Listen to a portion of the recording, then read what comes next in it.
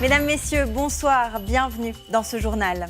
Il s'oppose à une réforme de l'AVS sur le dos des femmes. Plusieurs milliers de manifestants ont défilé cet après-midi à Berne pour protester contre le relèvement de l'âge de la retraite à 65 ans.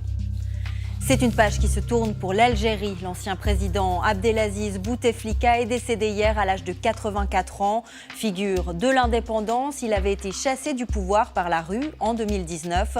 On dressera le bilan contrasté de ses 20 années de présidence avec le politologue Hasni Abidi. Le drame avait ému toute une région. En janvier dernier, la ferme de la famille Wüttrich de Korteberg disparaissait dans les flammes, emportant avec elle 60 veaux. 7 mois plus tard, la ferme a pu être reconstruite à l'identique grâce à un vaste mouvement de solidarité. Dans ce journal également, nous retrouverons Céline Brichet dans le quartier très animé des Docks à Lausanne. On verra comment les Suisses vivent leur premier week-end au temps du certificat Covid. Le document de ce journal s'intéressera, lui, à l'un des grands mystères politiques du XXe siècle. Qui a tué le secrétaire général de l'ONU, Dag Hammarskjöld, il y a exactement 60 ans? Nous avons retrouvé l'une des dernières personnes à l'avoir vu vivant. Enfin, pourquoi ne pas donner une seconde vie à vos cheveux? C'est le pari un peu fou d'une entreprise vaudoise qui transforme les chutes capillaires en tapis absorbants. Une idée plutôt décoiffante à découvrir en fin de journal. Plusieurs milliers de personnes ont donc manifesté cet après-midi à Berne contre le relèvement de l'âge de la retraite des femmes à 65 ans, une réforme de l'AVS décidée en juin dernier par le Parlement. Adriane Pérez et Julien Guillaume. Dans la rue pour protester contre le relèvement de l'âge de la retraite des femmes de 64 à 65 ans. Les femmes, elles sont, et pourtant on est comme une majorité, traitées toujours comme une minorité. Et puis voilà, c'est quoi? Faire une nouvelle AVS sur le dos des femmes. Les femmes, elles sont supérieures aux hommes et on leur donne moins d'argent. Alors que vous ferez des gosses et que vous les allaiterez, eh ben d'accord, vous aurez le droit de revendiquer. Des hommes, il y en avait aussi sous les pancartes cet après-midi à Berne, par solidarité mais pas seulement. Si la réforme passe pour les femmes, ça ouvre la possibilité à une augmentation de l'âge pour tout le monde, donc pour les hommes. Donc au final, je manifeste aussi en solidarité avec les femmes dans ce cadre-là. Pour les syndicats, cette hausse de la retraite des femmes est jugée inacceptable dans le contexte actuel. Aujourd'hui, une retraitée touche en moyenne un tiers de moins de rente qu'un homme, AVS et prévoyance professionnelle comprise. Michel est à la retraite depuis 2 ans. Cette Bernoise a travaillé toute sa vie comme enseignante, mais pas suffisamment pour pouvoir cotiser au deuxième pilier. Je n'ai pas de caisse de pension moi-même, donc je devrais vivre que de ma retraite. Et si je n'avais pas mon mari, j'aurais beaucoup de problèmes. C'est pour ça que je travaille même encore un peu. Annie est conductrice de locomotive au CFF. Pour elle, il ne faut pas augmenter, mais baisser l'âge de la retraite des femmes. Avec les horaires qu'on fait, des horaires extrêmes, on se lève à minuit et demi, 5-6 jours de suite, et puis on travaille jusqu'au début de l'après-midi, et c'est très, très prenant. La manifestation de cet après-midi a convergé vers la place fédérale. Plusieurs milliers de personnes pour mettre la pression sur le Parlement qui n'a pas encore finalisé cette réforme de l'AVS. En 2008 et en 2017, la population a déjà dit non à l'augmentation de la retraite des femmes. Ce n'est pas une réforme comme ça qu'on veut. Ce qu'on veut, c'est une AVS plus forte, c'est de meilleures rentes pour tout le monde. On veut que personne soit pauvre à la retraite. On veut un système de retraite féministe. Les syndicats l'ont déjà annoncé. Ils s'apprêtent à lancer un référendum pour combattre le relèvement de l'âge de la retraite des femmes. Autre manifestation à Winterthur, cette fois-ci dans le canton de Zurich. Plusieurs centaines d'opposantes et opposants aux mesures anti-Covid se sont rassemblés cet après-midi. Ils dénoncent la censure de la dictature vaccinale. La manifestation avait été autorisée. Elle s'est déroulée dans le calme. Il aura porté durant 50 ans la voix de l'Algérie indépendante. L'ancien président Abdelaziz Bouteflika est décédé hier à l'âge de 84 ans. Il n'était plus que l'ombre de lui-même depuis un accident vasculaire cérébral en 2013, mais il aura marqué durablement l'histoire de son pays. Cédrine Verga. Il avait finalement cédé. Le 2 avril 2019, après 20 ans au pouvoir, Abdelaziz Bouteflika avait remis sa démission au Conseil constitutionnel. Des milliers d'Algériens avaient alors crié victoire, après des semaines de crise politique déclenchée par l'annonce du président algérien de briguer un 5e mandat malgré sa santé défaillante. Une fin amère pour celui qui arrive au pouvoir en 1999. Abdelaziz Bouteflika apparaît alors comme l'homme de la réconciliation nationale entre pardon et oubli. Je suis en train de jouer, excusez-moi l'expression, les pompiers. J'éteins l'incendie, je l'éteins par des moyens locaux, par des moyens d'importation, j'éteins l'incendie. Sa légitimité, il la puise dans une existence intimement liée à celle de son pays. Macky Sall, luttant contre l'occupant français, proche de Boumedienne, le père de l'indépendance, puis diplomate de haut vol, Abdelaziz Bouteflika incarne l'Algérie socialiste et révolutionnaire. Dans le monde, il y a des forces progressistes, il y a des forces impérialistes. Mais le ministre devenu président incarne aussi les dérives du système FLN, le Front de Libération Nationale au pouvoir depuis l'indépendance. Accusation d'enrichissement personnel, mais aussi de complicité avec un pouvoir militaire qui garde la haute main sur l'avenir de la nation, une accusation qu'il rejette.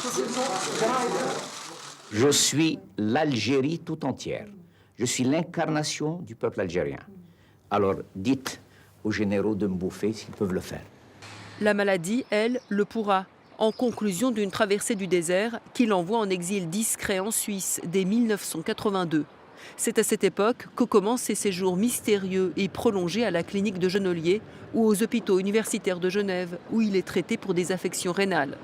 Son retour au sommet du pouvoir en 1999, dans les habits du sauveur de la nation, lui confère pour un temps une aura de vieux résistant, définitivement insubmersible.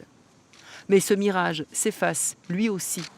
C'est finalement épuisé, malade, usé jusqu'à la corde, que le vieux combattant anti-colonisation quitte finalement la scène.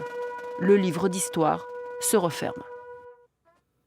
Hasni Abidi, bonsoir. Merci beaucoup d'être avec nous. Bonsoir. Vous êtes politologue d'origine algérienne. Vous avez croisé Abdelaziz Bouteflika à de nombreuses reprises. Quel bilan on peut tirer de ces 20 ans de règne ? Écoutez, il y a plusieurs chapitres dans ce bilan. C'est un bilan très contrasté. Le président Bouteflika a marqué l'histoire de ce pays parce qu'il était jeune ministre à 26 ans, ministre des Affaires étrangères pendant plus de 13 ans. À 34 ans, il était le président de l'Assemblée générale des Nations Unies. Il était le chantre de tiers-mondisme. Il a marqué l'histoire de son pays avant l'indépendance, mais après avec Boumedienne. Il a fait cette traversée du désert qu'on a vu dans le documentaire. Mais ensuite, bien sûr, le président Bouteflika, il a régné en maître. Il a désactivé tous les contre-pouvoirs. C'est l'homme qui a négocié, bien sûr, la réconciliation nationale. C'est l'homme qui a eu la baraka avec un prix de baril à 149 $. Malheureusement, le deuxième temps était malheureux. Le président Bouteflika a changé la constitution pour rester au pouvoir, c'est-à-dire pour mourir au pouvoir. Le destin l'a voulu autrement. On a vu aussi dans le reportage ces relations très étroites avec la Suisse. Ce sont des relations qui ont scellé son avenir. Ah oui, le président Bouteflika, il aime la Suisse, il a toujours aimé la Suisse, c'est un patient genevois, il adore se faire soigner ici. Son exil, il a passé en partie à Genève, à Abu Dhabi et aussi à New York. Tous ces médecins sont ici. Il a failli d'ailleurs s'inscrire comme étudiant pour préparer sa thèse de doctorat à l'université de Genève. Il a étoffé son réseau ici, mais vous savez, il a accédé au pouvoir grâce justement à Genève, dans la mesure où toutes les tractations en 1994 et en 1999 se sont déroulées à Genève. Hasni Abidi, rapidement, à quoi va ressembler l'après-Bouteflika ? L'après Bouteflika est déjà commencé parce que malheureusement, ce président a connu comme une dérive autoritaire. Le peuple algérien a voulu son départ parce que le 5e mandat était le mandat de trop. L'armée aussi voulait le dégommer. Nous avons aujourd'hui un nouveau président. Ce que les Algériens espèrent, c'est que les pratiques autoritaires qui ont été initiées par Bouteflika pendant 20 ans sans s'attaquer au véritable chantier économique, tout un gâchis, mais aussi institutionnel ou politique, évidemment, ces pratiques disparaissent et que l'Algérie, finalement, ouvre la page, pas d'un président, bien sûr, un président culte, mais un président élu par les Algériens d'une manière démocratique. Hasni Abidi, merci beaucoup pour votre analyse. Bonne soirée. C'est une crise diplomatique et commerciale sans précédent. La France ne décolère pas après le torpillage du contrat du siècle. L'Australie a renoncé à lui acheter 12 sous-marins pour 56 milliards d'euros. En représailles, la France rappelle immédiatement ses 2 ambassadeurs basés à Washington et Canberra. Annabelle Durand. Une trahison Un torpillage. Les mots employés par le gouvernement français sont forts et témoignent de toute la colère et la déception d'un pays qui vient de perdre un contrat de 56 milliards d'euros. C'est vraiment en bon français un coup dans le dos. Nous avions établi avec l'Australie une relation de confiance.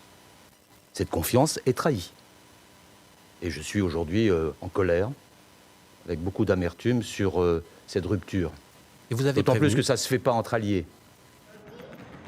Geste fort et inédit, Paris rappelle ses ambassadeurs en Australie et aux États-Unis pour consultation. J'aimerais pouvoir utiliser une machine à remonter le temps. Et vous savez, finalement, remporter la course pour ne pas nous retrouver dans cette situation. Une situation incroyable, maladroite, inadéquate et vraiment pas australienne. Le contrat signé en 2016, qualifié par les Français de contrat du siècle, portait sur 12 sous-marins conventionnels. L'Australie change de stratégie et se tourne vers les technologies américaines et britanniques de sous-marins à propulsion nucléaire. Dans ce pacte, ce n'est pas seulement la France qui a perdu un contrat commercial, mais au-delà de ça, c'est les Européens.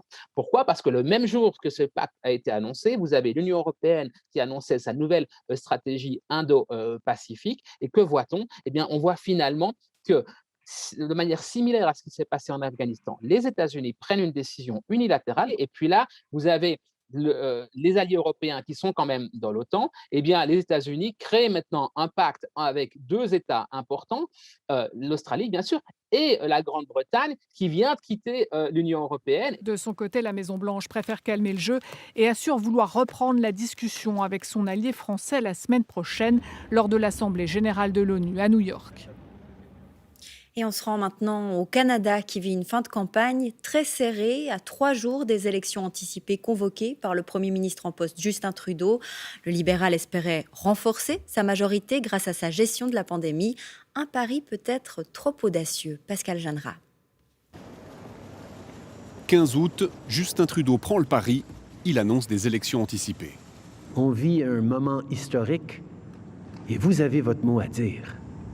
Vous aurez l'occasion de choisir la suite pour notre pays.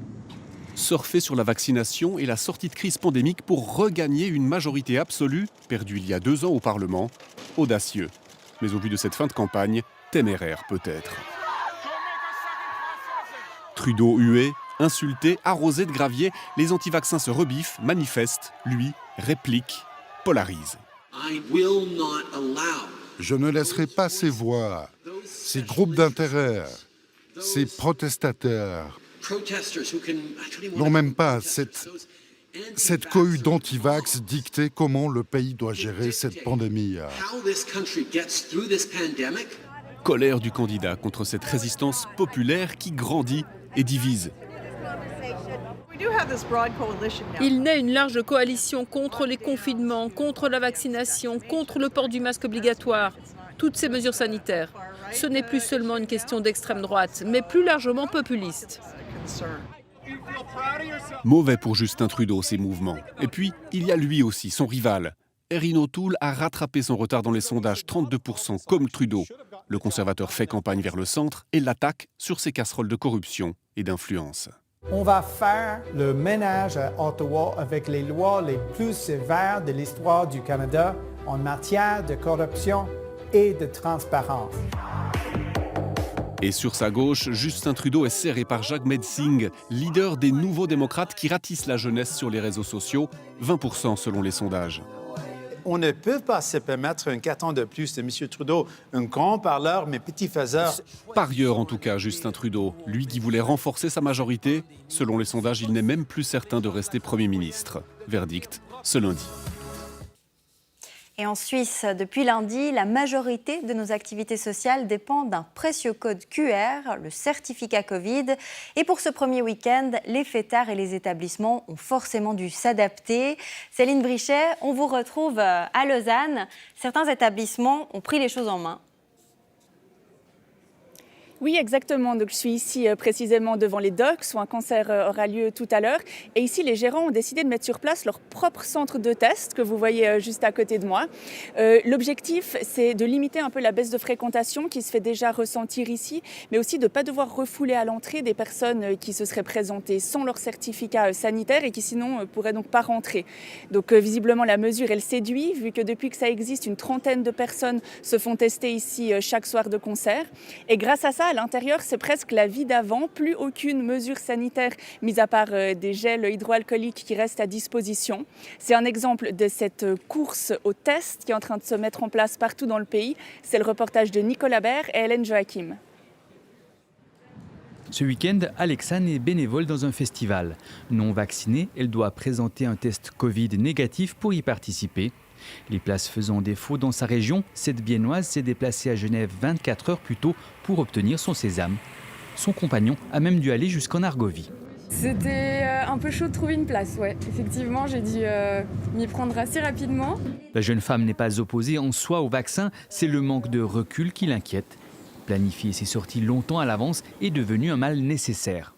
Pour être sûr d'avoir une place, 1 à 2 semaines, facilement. Il faut d'abord aller sur Internet pour trouver des plages horaires disponibles et puis après booker son rendez-vous et être surtout sûr que ça corresponde avec l'emploi du temps au niveau des horaires et des délais d'obtention de résultats du test et des délais de garantie du test.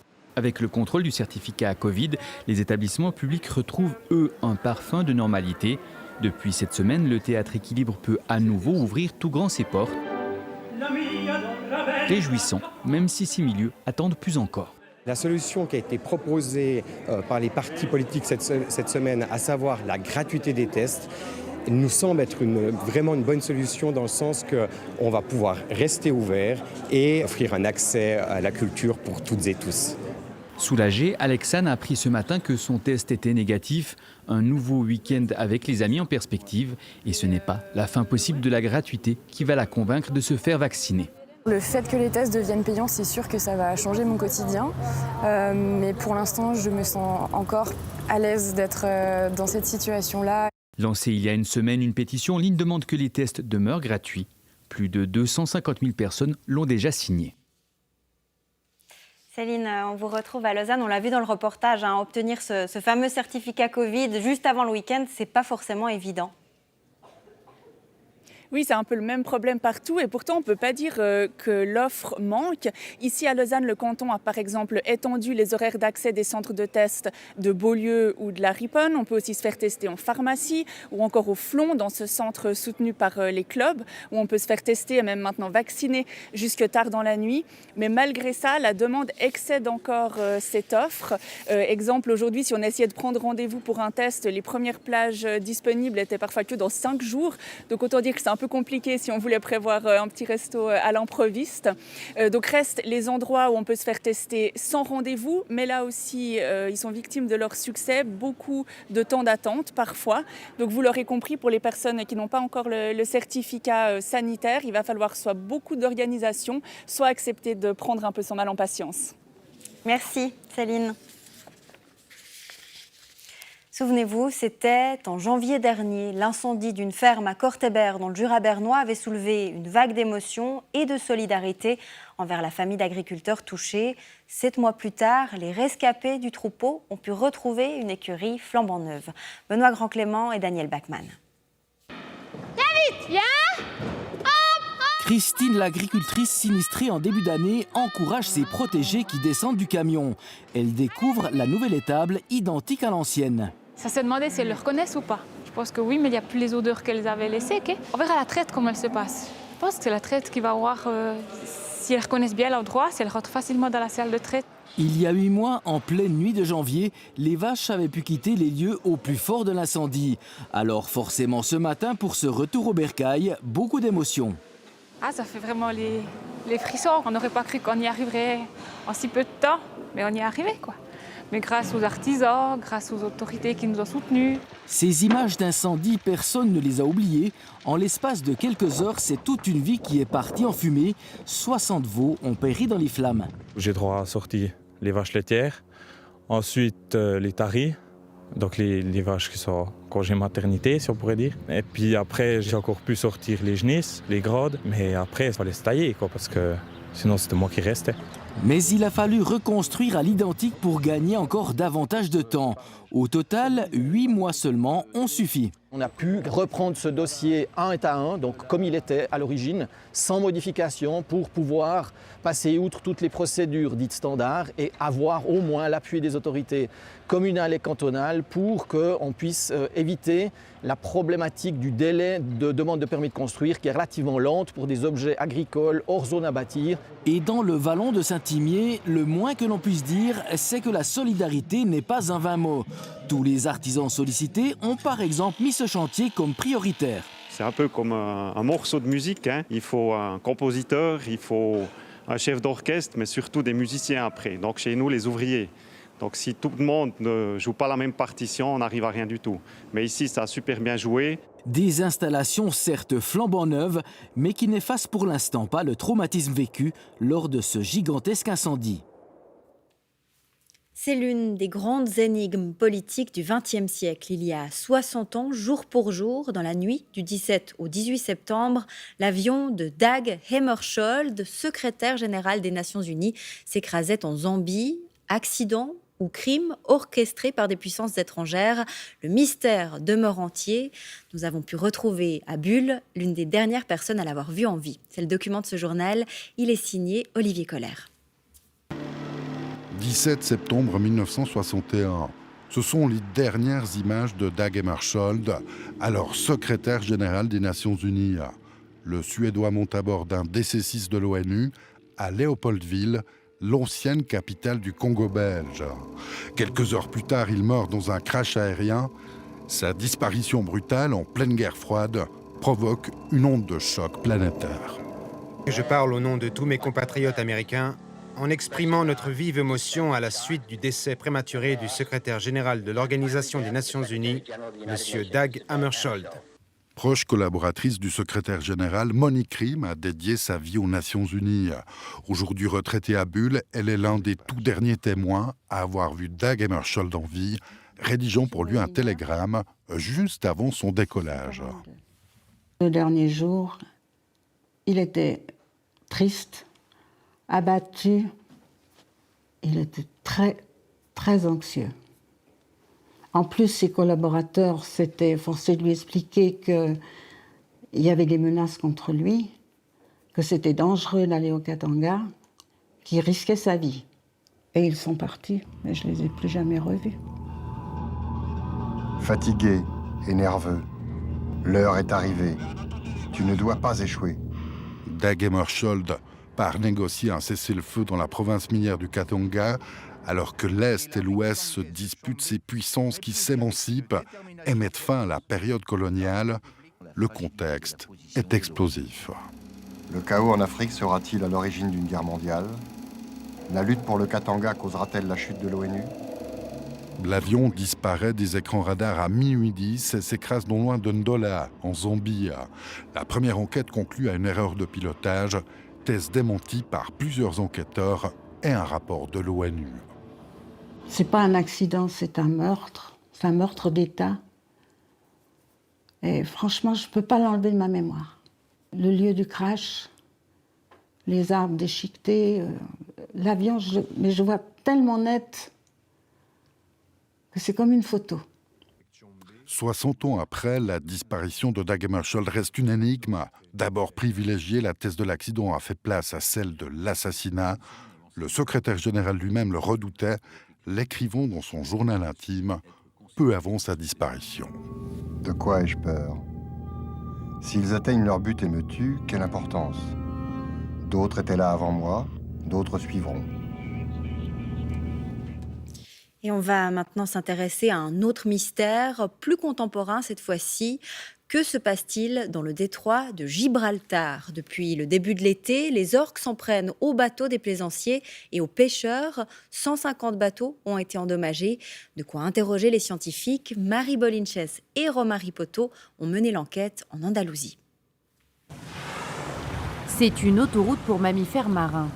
Dans le détroit de Gibraltar, on croise dauphins, baleines mais aussi des orques ibériques, les plus recherchés par les touristes. Nous sommes juste au-dessus d'une montagne sous-marine. Les thons doivent passer au-dessus de cette montagne. C'est beaucoup moins profond ici, et les orques l'ont bien compris. Elles ont découvert que c'était plus facile de chasser les thons à cet endroit. Jusqu'à présent, les orques restaient à bonne distance des bateaux. Mais ces derniers mois, un étrange phénomène déconcerte les navigateurs les plus aguerris. Ces images ont été filmées par Francisco, pêcheur depuis 30 ans. Elles ont mordu mon gouvernail plusieurs fois, mais comme il est en acier, elles n'ont pas pu le briser. Mais elles ont plusieurs fois touché la coque du bateau comme si elles voulaient le retourner. J'ai eu très peur. Dans le port d'Algeciras, les bateaux portent les traces de ces rencontres mouvementées avec les orques. Sur ce gouvernail, toute la structure en fibre de verre a été arrachée et la base en acier tordue. Ce réparateur n'avait jamais vu ça. Les orques ont donné des coups à cet endroit. Elles sont presque parvenues à plier l'axe du gouvernail. Il est totalement inutilisable. En un an, 150 incidents ont été recensés dans le détroit. Selon ce biologiste, les attaques seraient le fait d'une même famille. Il y a 3 ans, il remarque que 3 femelles s'amusent avec les bulles provoquées par les hélices des bateaux. Donc elles aiment bien le courant de l'hélice et elles font ça pendant que leurs mamans sont en train de chasser, c'est-à-dire quand elles sont seules en surface. À partir de 2020, comme on est en train de parler de voiliers qui n'ont pas d'hélice, elles vont cogner le bateau pour essayer d'activer ce mécanisme.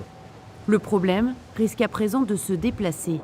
Les orques ont entamé leur migration vers les côtes du nord de l'Espagne. Cette initiative maintenant unique en Suisse, quel lien y a-t-il entre un salon de coiffure et une entreprise de dépannage mécanique? Vous ne voyez pas, c'est pourtant le pari d'une usine basée à Moudon, utiliser les cheveux pour absorber les fuites d'huile et limiter l'utilisation de détergents. Éric Jacquin et Marie-Émilie Cattier. Jusqu'à maintenant, les cheveux finissaient aux ordures ménagères. Désormais, dans ce salon, on recycle les crinières longues ou courtes, naturelles ou colorées, au même titre que le plastique ou l'aluminium, grâce à l'offre récente d'une entreprise spécialisée. Je n'ai pas pesé exactement les quantités de cheveux qu'on passait à l'incinération, mais c'est seulement ce principe, quoi. Pour moi, c'est un gros problème de penser qu'on allait brûler ses cheveux ou qu'on allait brûler ce plastique, parce qu'ici, dans cette commune, il y avait un choix de tout passer à l'incinération. Et puis quand j'ai eu l'offre de récupère, pour moi, c'était écologiquement parlant, une petite sensibilité qui me répondait. D'autant que les cheveux ont des propriétés d'absorption particulièrement intéressantes pour lutter contre la pollution. Dans cet atelier mécanique qui n'est pas épargné par la prise de conscience écologique, on teste depuis peu un buvard capillaire pour les fuites d'huile. L'intérêt, c'est d'utiliser ça à la place de mettre des bacs qui vont récupérer l'huile et qu'après on doit nettoyer en interne de l'atelier. Un petit tapis entouré de jute, bourré de chutes de cheveux qui peut absorber entre 3 et 10 litres et qui limite l'usage des solvants. Une fois que le bac est vide, on doit utiliser normalement des chiffons et du dégraissant, ce qu'on n'a pas besoin de faire actuellement avec l'absorbeur. Derrière le concept, un spécialiste suisse du recyclage. Ici, on traite le carton, le plastique, l'aluminium et depuis une grosse année, les cheveux. Après une mise en quarantaine de 3 mois, ils sont tissés pour former ces sortes d'éponges. L'adhésion d'un grand partenaire de la coiffure au projet a changé la donne. Pour convaincre des premiers salons d'y adhérer, ça a un coût pour les salons, c'est vrai. C'était un peu lent au début, surtout parce qu'il y avait Covid entre deux. Et après, on a eu la chance d'avoir trouvé le partenaire avec L'Oréal. Et ça, avec ce partenariat, ça nous a donné un grand boost. Cette année, le groupe prévoit de retraiter 1 tonne de cheveux coupés sur les 100 produits annuellement en Suisse. Il a créé le personnage d'Adèle Blanc-Sec et esquissé les traits d'un certain Nestor Burma. Le dessinateur français Jacques Tardy est à l'honneur au Festival BD-Fil de Lausanne. Une rétrospective lui est consacrée pour fêter ses 50 ans de carrière. Claude-Olivier Volu l'a rencontré. Son coup de crayon est inimitable. Le dessinateur français Jacques Tardy est une légende vivante de la bande dessinée. D'Adèle Blanc-Sec à Nestor Burma, en passant par ses ouvrages sur les tranchées de la Première Guerre mondiale. Ses œuvres racontent l'histoire. En voici une fête de pavés et de lacrymogènes. Elle est réalisée spécialement pour nous. j'ai toujours dans les narines les gaz lacrymogènes du quartier latin en 68. Voilà. Parce que ce qui m'intéresse, moi, c'est le vécu, c'est la façon de pouvoir restituer des choses qu'on a connues. Mai 68, c'est justement le thème de sa dernière bande dessinée, scénarisée par sa femme, que voici. Elle fut l'une des égéries du mouvement contestataire. La bande dessinée de son mari est inspirée de sa propre histoire, au plus près des barricades. C'est un peu mon histoire, mais pas seulement. C'est l'histoire d'Élise. C'était plus simple pour moi d'avoir un personnage fictif à qui je pouvais faire et dire ce que je voulais, que de me mettre en scène directement. Voici à qui l'on doit la rétrospective Tardy. Le directeur du festival BDFil de Lausanne voulait rendre hommage à un dessinateur qui a révolutionné le genre. Qu'ils le reconnaissent ou non, qu'ils le veuillent ou non, c'est vraiment un monstre sacré qui, d'une façon déterminante, a participé à l'invention, je pense, de ce qu'on appelle maintenant le roman graphique. Depuis, d'autres bandes dessinées ont submergé le marché. Un sujet sensible pour le dessinateur qui ne goûte guère au nouveau genre à la mode. Le manga, alors c'est vraiment pas mon truc, hein, et ça me met mal à l'aise. Ces personnages qui me regardent avec des grands yeux ahuris comme ça. J'ai l'impression qu'ils me regardent lire. En fait, j'ai jamais lu un seul manga, ça m'intéresse absolument pas. Jacques Tardy est un homme engagé et passionné, à l'image des personnages qu'il a créés sur ses planches originales, à découvrir demain encore au musée de design et d'art appliqué contemporain à Lausanne.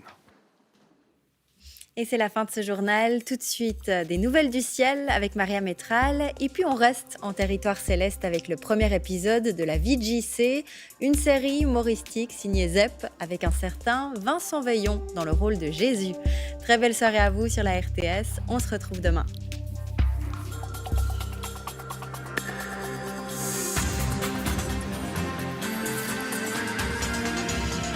Suivez l'information en continu sur RTS Info.